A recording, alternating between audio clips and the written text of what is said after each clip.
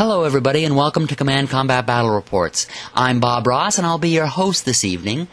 Today we are going to be painting these happy little fellas. They are the Iron Brigade. They were a tough group of customers, I tell you. They took part in some of the most important battles such as Second Bull Run and Gettysburg, and they were very decisive in those battles and almost never retreated. So we're going to have to figure out where they live in your world. We're going to be placing them onto these bases. You can see the base there for my game, Command Combat Civil War. I'm sorry, for my friend's game, Command Combat Civil War. They have 1 inch by 1 inch bases.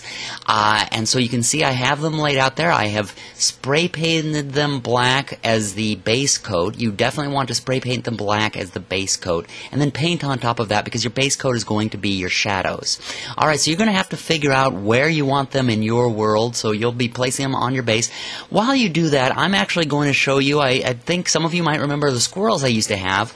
Well, this happy little critter, he ate all the squirrels, so now he's a happy little cat and he's going to be helping me with my things. Okay, so as you can see, I've placed my miniatures on top of the base. You can place yours wherever you like, may have them living wherever you like on your bases. Just, in my opinion, I prefer to have my Union fellows lined up in very strict sort of pattern, you know, the line one way and a line the other. My Confederates are usually a little bit more scattered, but in general you just want to make them have logical sense so that when people are looking at your board, they seem to be lined up pretty well. Okay, so let's go on to the joy of painting here. We start off with the pants, which were a light blue, so we're going to start with a deep sky blue, a Vallejo 844. I usually use Vallejo paints, and that's what we're going to have on here. So you're going to paint them on, you're going to stroke downward. You usually want to stroke over very lightly, and so that way your brush goes over the gaps that have been made so that in those gaps their shadow is left. And I typically want to paint downward so that if I err on the side of the light coming downward so there's more darkness below and more of the color above. Yes, you want to stroke very carefully on the figures, just like that. Respect the figures, let their true nature come out. Alright, just put that color there on that son of a gun, yes. Now, you're going to have some gaps there, you're going to have some little places where maybe you went over, and don't you worry about that, because on this show we don't make any mistakes. We only have happy accidents. Happy little accidents happen every now and then, and we can always correct them. Alright, well that'll zing that. Let's go on to the coat color. It's a dark blue on Vallejo 930. And I'm going to do the same thing here now that I did with the other. I'm going to have a dark blue. I'm going to paint downward. I'm going to always try to go over the gaps, but sometimes I'm going to accidentally go into those gaps. And again, there are no mistakes here. There are only happy accidents, and we will figure them out. We can always fix everything that happens, so don't worry if you're doing the same type of thing. Especially if you paint on top of other parts, well, we're going to be coming back and repainting over them as well.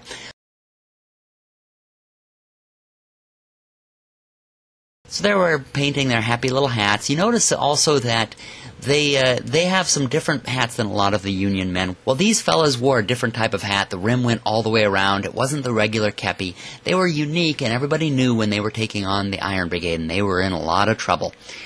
Okay, now we're going to bring out the skin tones and start painting on the faces. We really want them to pop out because these being small figures, well, we really want to be able to see their faces. Now, you may notice that the paintbrush is a little bit frayed.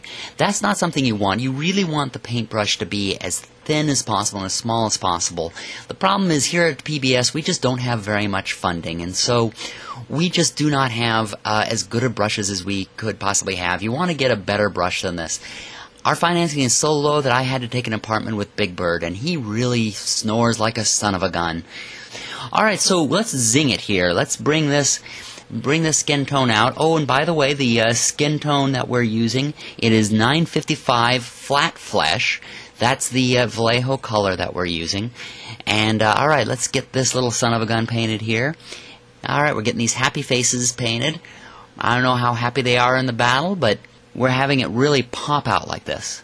And be sure to stroke it gently. Stroke their faces very gently so that you can get those details to come out. You really want them to pop. So you want to put the skin tones on all of the hands, but the officer you see is right up here. They usually wore gloves, so that little son of a gun, he's going to get some gloves there.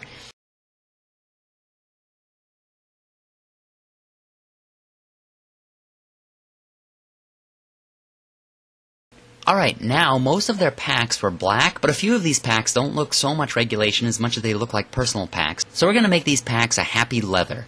So put on the happy brown color there. So this time it is Vallejo 871 leather brown. Just going to make those happy little packs there.